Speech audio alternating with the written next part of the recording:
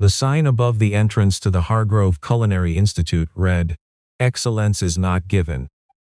It is earned," and nobody in the building that Saturday morning believed it more sincerely, or more quietly, than the man standing near the back of the registration table, holding a cracked leather portfolio and his 7-year-old daughter's hand. His name was Thomas Caulfield, 41 years old, a line cook at a diner called Patsy's on Route 9 in Millhaven, New Jersey. He had driven 2 hours in a truck with a busted heater to be here. His daughter, Nadia, wore her winter coat indoors because he had told her it would only be a minute, and they were going on 3. The Hargrove Winter Invitational was not the kind of event Thomas had been invited to. It was the kind of event he had read about in a culinary trade magazine left behind by a customer, stuffed into the rack beside the napkin dispensers at Patsy's, and then quietly applied to on a Thursday night after Nadia was asleep. The entry fee was $40. He had paid it from the emergency fund he kept in a coffee can above the refrigerator. The Invitational was a timed cooking competition, held once a year in the Institute's main demonstration kitchen, a room with stainless steel counters, and a ceiling high enough to echo. 12 competitors had been selected from open applications. The winner received a cash prize, but more than that, the winner received a mentorship offer from the event's headline judge. Chef Dominique Hartley, who ran 3 restaurants in Manhattan, held 2 James Beard nominations, and had never, in the 4 years she had served as head judge, offered the mentorship to anyone she did not already know. Thomas did not know her. He had never met her. He had seen her photograph in the magazine. He signed in at the table, was given a numbered apron, 11, and led with the other competitors into the kitchen. Nadia was pointed toward the observers' gallery, a small raised section behind a glass partition, where a handful of supporters and journalists sat with coffees they had brought from outside. She climbed up there by herself, pressed her face against the glass, and found her father's back in the crowd below. The 12 competitors arranged themselves at their stations. Thomas looked at the people around him. To his left was a woman with a culinary school tote bag and a set of personal knives in a roll case. To his right was a man in a pressed chef's coat with his initials embroidered on the chest. Thomas had borrowed his coat from a colleague at Patsy's, and the name stitched above the pocket said Brian. He did not think about this too hard. Chef Dominique Hartley arrived from a side door with 2 assistants and the Institute's director walking behind her.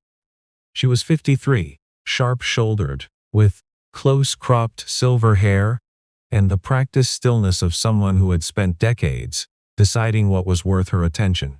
She walked the length of the demonstration counter without looking at the competitors, examined the supply stations, asked one assistant a question in a low voice, and then turned to face. She said, "You have 90 minutes. The routine is lambs. The directive is Sunday dinner. I want to know who you are when nobody's watching." She looked at each face once, briefly, without expression. "The clock starts when I say go." There was a pause, then, "Go." The room ignited. Thomas had cooked lamb maybe 4 times in his life, twice at Patsy's when a supplier sent the wrong order and the owner didn't want to return it. Once for his mother-in-law before the marriage fell apart, once for Nadia's 5th birthday, because she had seen it on a cooking show and asked for it the way children ask for things, with complete certainty that it was possible. He knew what he was doing. That was the thing nobody in that room understood yet. He had learned to cook from his father, who had learned from his father, and neither of those men had gone to any culinary institute. They had cooked in kitchens the size of closets, for people who were hungry, and they had made those people feel like something mattered. Thomas had grown up believing that was the whole point. Not technique for its own sake, not presentation. The point was the feeling you left in someone's chest when they push back from the table. He let himself go quiet inside and started to work. The woman to his left glanced at his station once, clocked his borrowed coat and his standard issue knives, and looked away. The man to his right with the embroidered initials was already searing his lamb with a confidence that filled the room with smoke and sound. Thomas trimmed his rack slowly, more slowly than anyone around him. He was thinking about his grandmother's kitchen on a December Sunday. The smell of rosemary and rendered fat. The particular sound the oven made when it was holding at the right temperature. A low and steady hum, she always said, meant it was happy. He seasoned. He thought about Nadia upstairs behind the glass, and what he had told her in the parking lot. When she asked why they drove so far for a cooking contest, he had said because sometimes you have to show up to places that weren't expecting you. She had thought about this for a moment and asked if that was like when she showed up at Emma's birthday party even though Emma had stopped being her friend. He had said yes, exactly like that. She had nodded and climbed out of the truck. At the 45-minute mark, Chef Hartley began walking the stations. She moved slowly, hands clasped behind her back, pausing to observe and occasionally to ask a question. The man with the embroidered initials gave a confident rundown of his technique. She listened, nodded, moved on. She arrived at Thomas's station and stopped. He had his lamb in the oven. He was working on a pan sauce, reducing it with a patience that was almost conspicuous, in a room where everyone else was moving at a controlled sprint. She looked at his station, at the small mise en place he had set out. Nothing fancy, no architectural precision, just organized in the way of someone who had learned to manage space because they had never had enough of it.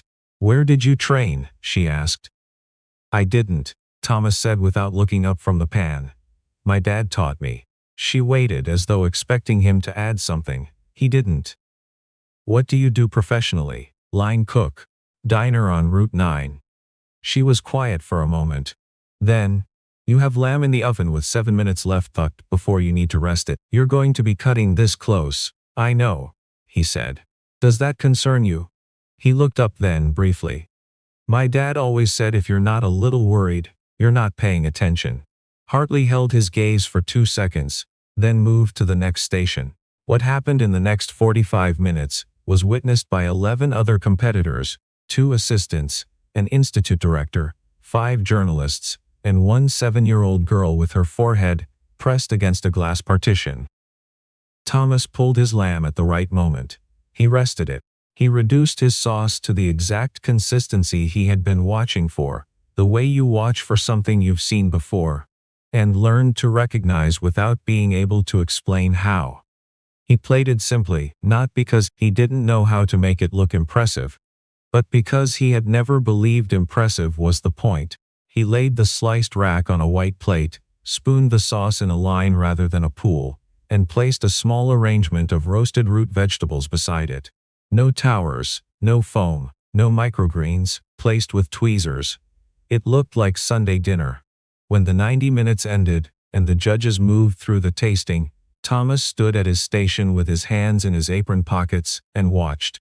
The man with the embroidered initials watched too, but with his arms crossed and his jaw set in a way that suggested he was already building a defense. Hartley tasted Thomas's dish last. She stood at his plate for a moment before she cut into the lamb. Then she did, and she tasted it, and the room was quiet enough that the sound of silverware against plate carried. She did not say anything. She tasted the sauce. She set her fork down. She looked at Thomas across the room, and something happened in her expression that the journalists later had trouble describing accurately in their notes. It was not surprise exactly. And it was not admiration exactly.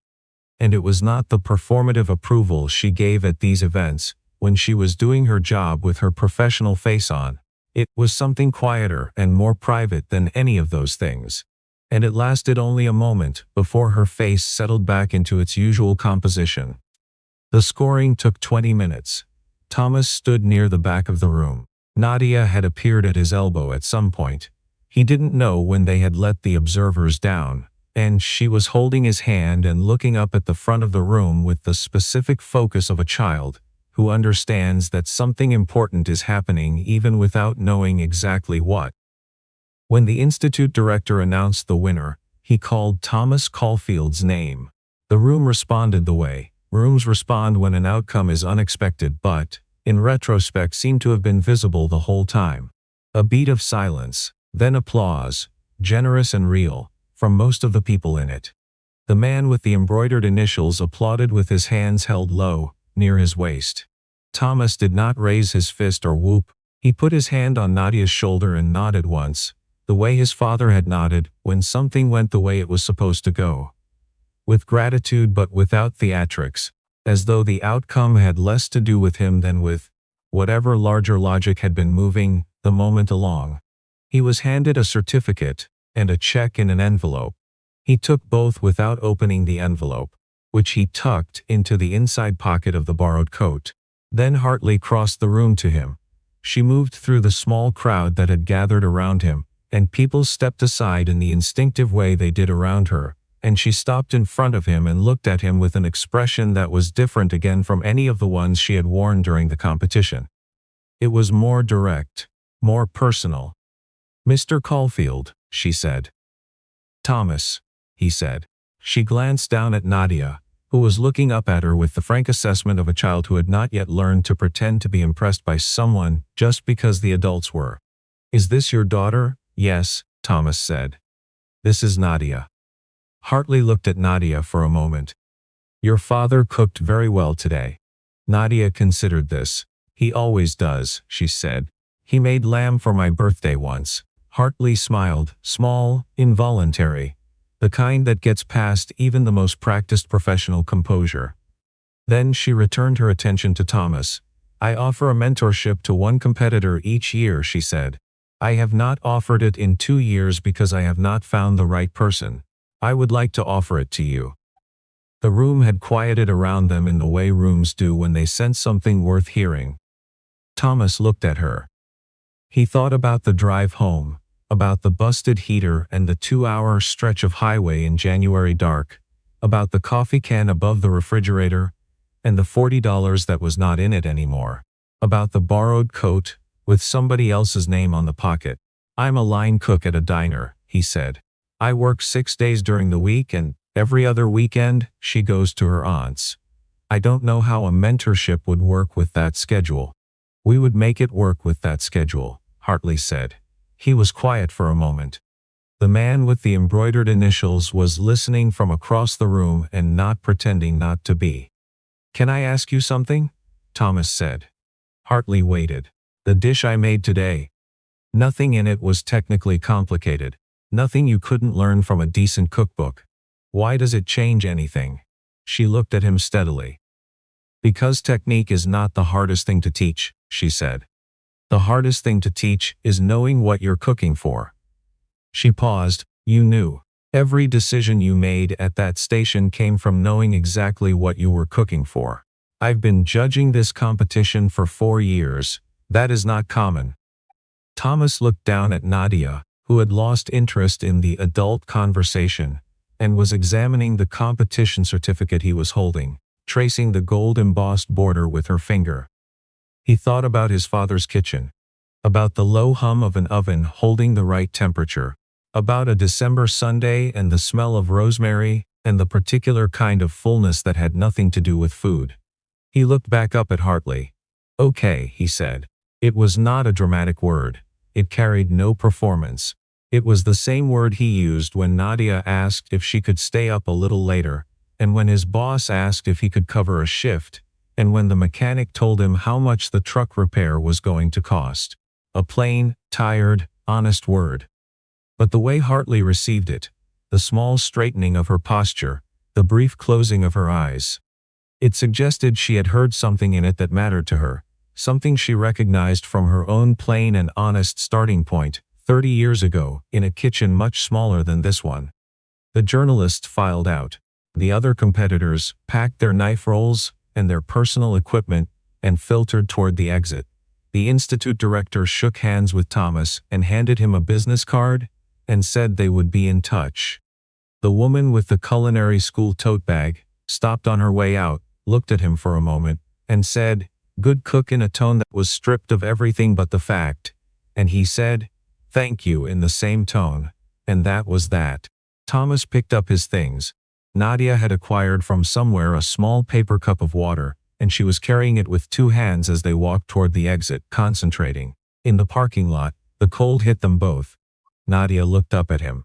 "Dad, did you win money?" "Yes." "How much?" "Enough." She thought about this, apparently satisfied with the precision of it, and climbed up into the truck. Thomas started the engine. The heater made its usual protests and then settled into its usual inadequacy. As he pulled out of the lot, Nadia leaned her head against the window and watched the institute building pass behind them. "Dad," she said. "Yeah, was that lady nice, or was she one of the mean ones who turns out to be nice?" He thought about Hartley's face at his plate. The involuntary smile. The offer she had not made in 2 years. She was just serious, he said. "There's a difference." Nadia considered this for a long moment. "Okay," she said. "That's better." They drove north on the highway as the light dropped, and the fields on both sides went gray and flat, and the radio played something neither of them mentioned, and the truck carried them home through the cold in that particular quiet that a Browns accumulates between two people who don't need to fill the space, who have learned already, each in their own way, that being enough for each other is its own kind of answer to most of the questions the world asks.